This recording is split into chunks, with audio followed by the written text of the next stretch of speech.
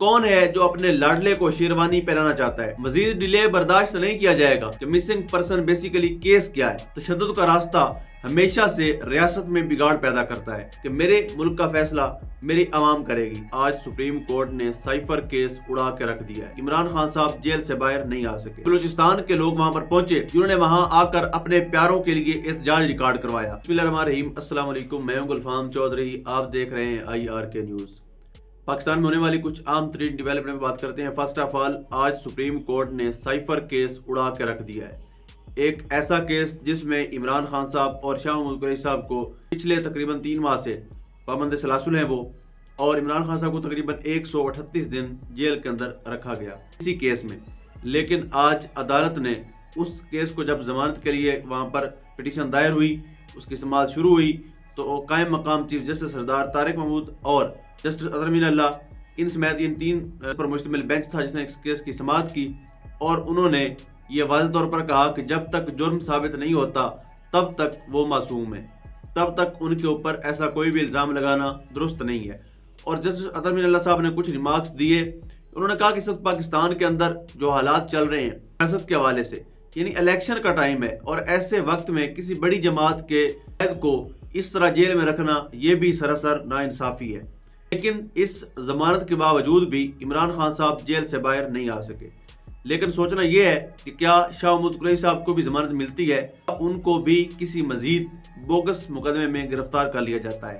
عمران خان صاحب کے حوالے سے 2 کیسز ابھی زیر سماعت ہیں۔ شاہ خانہ کیس بھی ابھی 27 دسمبر کو اس کی سماعت ہے، اور 190 ملین پاؤنڈ کا جو اسکینڈل کیس ہے اس کی سماعت بھی 27 دسمبر کو ہوگی۔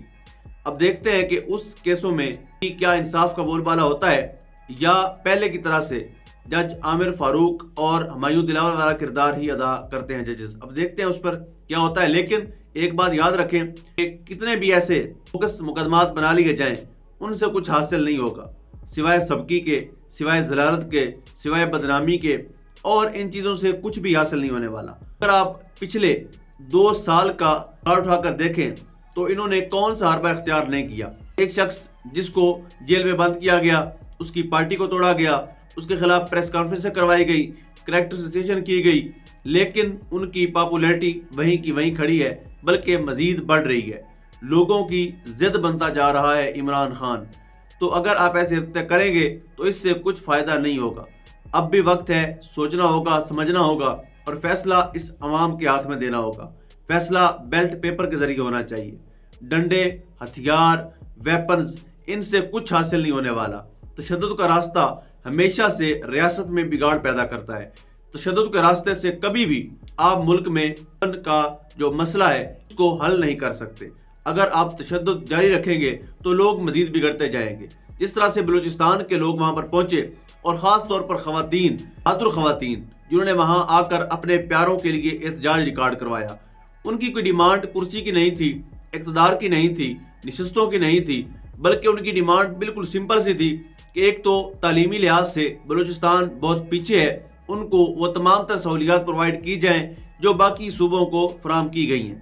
جسٹ لائک وہاں پر انٹرنیٹ کا پرابلم ہے، اس کو سولو کیا جائے تاکہ وہاں کے لوگ بھی آن لائن ایجوکیشن ہے اس سے اتنا ہی استفادہ حاصل کر سکیں جتنے باقی صوبوں کے بچے کرتے ہیں۔ اس کے بعد جو مسنگ پرسنز کے حوالے سے، اگر میں ذاتی طور پر بتاؤں تو ہمیں مسنگ پرسن کا احساس اس وقت ہوا جب عمران ریاض خان صاحب کو فوری طور پر لاپتہ کر دیا گیا۔ ہمیں اس چیز کا بالکل بھی پہلے نہیں تھا پتا کہ یہ کس طرح سے کرتے ہیں، کیا معاملات ہوتے ہیں، لیکن اس کیس کے بعد ہمیں بالکل واضح ہو گیا کہ مسنگ پرسن بیسیکلی کیس کیا ہے۔ اس کیس کے سٹیٹس کو ہم سمجھنے میں کامیاب تب ہوئے۔ وہ خواتین، وہ فیملیز، مائیں، بہنیں، بیٹیاں وہاں پر پہنچی ہیں۔ اگر کسی کا والد لاپتہ ہے، کسی کا شوہر لاپتہ ہے، کسی کا بیٹا لاپتہ ہے، اور ایک گھر کے 2 فرد جو ہیں وہ لاپتہ ہیں، کی بازیابی کے لیے وہ داس لے جانے والے لوگ جو تھے ان کے اوپر سردی کے موسم میں پانی پھینکا گیا، ان کو شیل مارے گئے، ان پر ٹارچر کیا گیا، ان کو جیل میں بند کیا گیا۔ اور یہ ریاست، یہ ایسی ریاست کے اندر کیا گیا جس میں آپ کی چیف جسٹس بلوچستان سے ہیں، آپ کے نگران وزیر اعظم انوار اللہ کاکڑ بلوچستان سے ہیں، آپ کے صادق سنجرانی بلوچستان سے ہیں، یعنی چیئرمین سینٹ سے لے کر چیف جسٹس تک، نگران وزیر اعظم تک آپ کے بلوچستان سے ہیں۔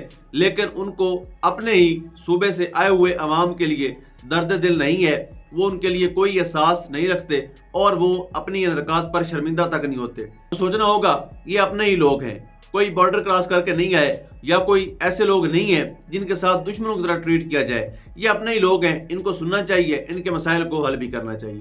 ساتھ ہی بات کرتے ہیں کہ جس طرح سے کاغذات نامزدگی اس طرح شروع ہوا 20 دسمبر سے, یعنی ایک جس طرح کرائم کی رپورٹس دیتے تھے لوگ, تو عمومی طور پر یہ ہوتا تھا کہ فلاں بندے سے کچھ نامعلوم افراد جو ہے موبائل چھین کر لے گئے.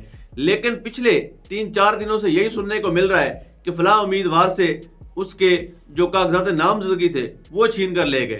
تو یہ عجیب سی روش چل پڑی ہے, اس پر کنٹرول کرنا ہوگا اور اس کے اوپر پاکستان تحریک انصاف کو غور کرنا چاہیے کہ وہ بجائے سوشل میڈیا کے اوپر شور مچانے کے, بجائے ٹویٹر پر, ٹک ٹاک پر شور مچانے کے, فیس بک پر پوسٹیں لگانے سے انہیں چاہیے کہ سپریم کورٹ سے رابطہ کریں, چونکہ الیکشن کے احکامات سپریم کورٹ سے آئے ہیں اور انہی کی طرف سے دوبارہ اس کے اوپر اٹیمپٹ کیا گیا کہ آپ 8 فروری کو ہی کروائیں, مزید ڈیلے برداشت نہیں کیا جائے گا. تو سیدھا سادی سی بات ہے کہ آپ وہاں پر جائیں, وہاں پر درخواست دائر کریں, ان کو اپنے مسائل بتائیں, ان کے پاس سارے ریکارڈ رکھیں. آج بھی جسٹس اطہر من اللہ نے اس بات کے حوالے سے پوچھا تو پاکستان تحریک انصاف کے لوگوں کی شکایات ہیں کہ ان کے پیپر چھین کے لے جاتے ہیں, وہ بتائیں تو صحیح. انہوں نے بھی ریکارڈ طلب کیا ہے. اب اگر یہاں پر پاکستان تحریک انصاف ریکارڈ نہیں دیتی سپریم کورٹ کو تو انہیں بہت بڑی شرمندگی کا سامنا کرنا پڑے گا. اگر وہ ریکارڈ دے دیتے ہیں تو کم از کم سپریم کورٹ تک بات یہ پہنچ جائے گی کہ اس وقت پاکستان کے اندر یہ جو الیکشن کے نام پر ڈرامہ ہو رہا ہے, جو اربوں روپے اس غریب عوام کے ٹیکسوں کے پیسوں سے خرچ ہونے ہیں, وہ دراصل ان کا استعمال کون کر رہا ہے اور ان کو اپنے مفادات میں لے جا کر کون ہے جو اپنے لاڈلے کو شیروانی پہنانا چاہتا ہے. پھر ہم بات کریں گے عمران ریاض خان صاحب کی واپسی کے حوالے سے کہ جس طرح سے ان کی بازیابی ہوئی, اس کے بعد ان کے لکنت کے مسائل تھے, بول نہیں پا رہے تھے, تو ایسے موقع پر بہت سے رانگ نمبر تھے جنہوں نے یہ کہا کہ عمران ریاض ڈیل کر کے آئے ہیں اور وہ نہیں بولیں گے.